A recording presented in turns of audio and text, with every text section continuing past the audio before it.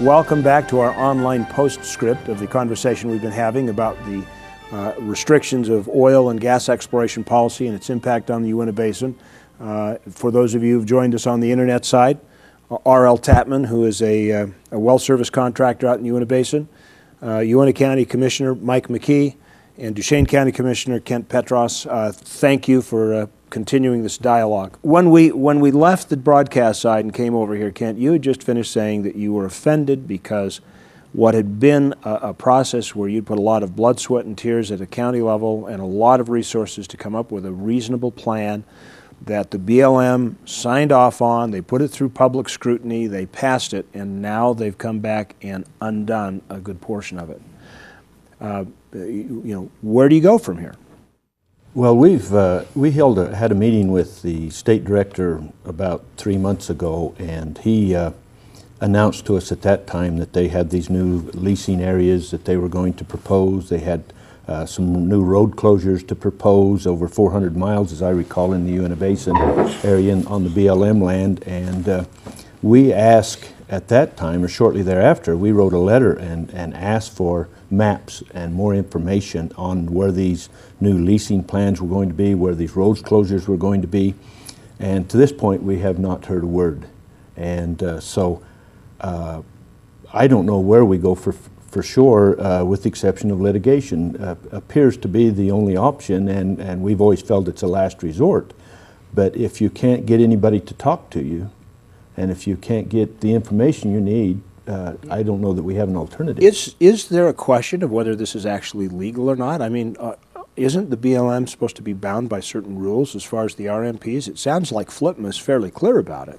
FLTMA is very clear, and if I could just real quick, again, FLTMA says that they must be consistent. The federal government, they must be consistent with state and local plans to the maximum extent possible. Exactly. If they can't, then they need to demonstrate this is why scary, they can't. That you and I both know how to quote the law verbatim.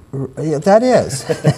But, so what's happened here, and the point that Commissioner Petros just mentioned, here we have a process where, as cooperators, we have what's known as cooperating agency status. It's a legal term which says that local and state governments should be at the table, rolling up our sleeves, working through these issues, and that's the collaborative process that we've worked through under these number of years. That we didn't get everything we wanted, but at least we had a good, healthy process. The concern we have today is there is not a healthy process. There is no process at all. It appears the only people at the table in the process is the environmental community and BLM, and they do not have a legal seat at the table. They do not have cooperating agency status, and yet these master leasing areas, which really is a master leasing area not to lease, is in Washington for final review and approval that the counties and the state has never seen.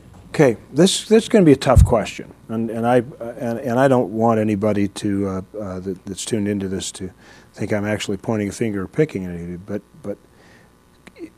because you've got somebody that's not legally identified in FLTMA at the driver's seat.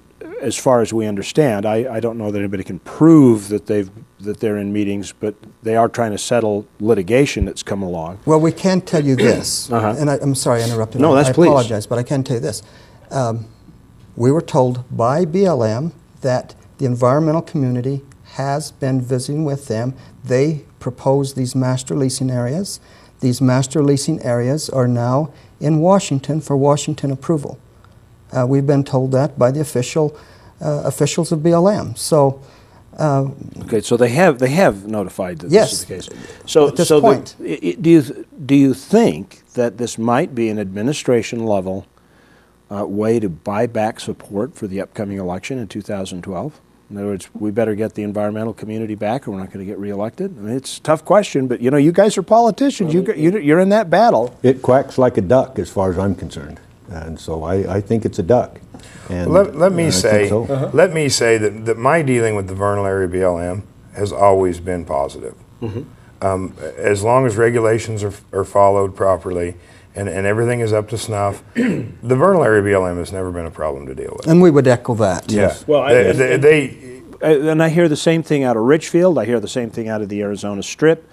In the uranium areas, is that that it's not the local office that is creating the problem here. Washington policy. And the oil companies don't seem to be afraid of change. They're not afraid to take on more regulation. It's just that at some point you reach a point where you say enough is enough. And with the federal government pulling back leases that have already been handed out and signed, that scares operators. That scares the operators' investors. It should scare anybody. If that were a private property transaction where you had signed a lease or a sales document or signed a deed, and then all of a sudden you came back and said nope, I mean, I think that there would be great litigatory cause there. Well, and Chad, you know, in a real good process, if a federal judge says to the BLM, the Secretary of Interior lacked the statutory authority to pull back those 77 leases, even though it was deemed that the lawsuit was filed untimely, the fact is he still ruled that he did not have the legal authority to pull back those 77 leases. A good process would say, okay, maybe what we ought to do then is restore those leases and at least have some really good process moving forward. Has there even been discussion one to even begin any kind of a process to do that? I don't know. No. You tell me. You've been in more meetings than I have. No, not that we're aware of. The other thing that's worth saying in this session is that a lot of these leases have never really been drilled with modern equipment. Some of these leases were explored in the 30s and the 40s and even in the 70s and 80s. Well, in the 70s and 80s, we didn't have any Bakken shale in North Dakota. Mm-hmm. The possibilities are endless. I mean, there may be more energy in Utah than anybody even knows. And the companies are interested. That's why they're here. That's why they want to drill. Everybody's looking for the next big play. That's why, like I said earlier, when you lease up an area, you drill a few wells, and if the wells aren't that good, you move to another area and you drill a few wells, and you might leave leases setting on the shelf. It's kind of like following clues. And every time we drill a well, we get more data. Every time we get more data, we input that into our reservoir model for what we're looking for, and we keep hunting. Okay, this is exploratory drilling, and there's a difference between drilling in a proven field and drilling exploratory leases. Most of those 77 leases were exploratory leases. We don't even know what's there. There could be nothing.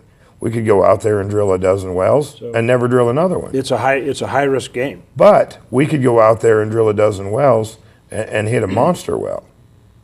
I mean, we could have a 2,500, 3,000 barrel a day well. We could have a 10 million MCF a day gas well. And that's what this country needs for energy stability. And we need those good wells. I want to go back.